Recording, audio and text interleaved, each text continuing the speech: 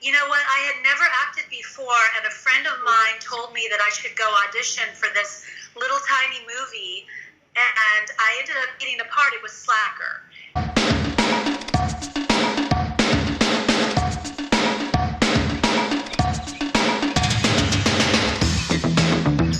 And it was interesting because there was no script. It was a movie, as you know, it all happens in one night, and it goes from one character to another. The other females in that part, the part I was in, we all had to meet together for an audition, for a rehearsal, even though there was no script. And Rick just listened to us talk.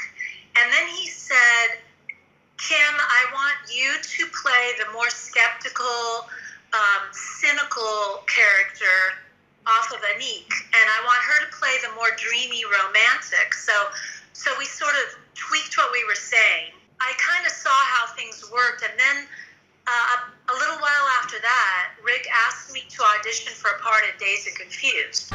Don't forget what you're celebrating, and that's the fact that a bunch of slave-owning, aristocratic white males didn't want to pay their taxes. Yeah! He gave me the script, and it was the part of the teacher who does the bicentennial spiel in America. The bicentennial was a big deal, our 200th anniversary. And in that case, there was a monologue that I had to learn. And I remember practicing in my bedroom, and I came up with this gesture to use with the guy at the door, Don. I came up with a gesture, and then when it came time to rehearse the scene right before we filmed, I did the gesture during the rehearsal, and he got angry.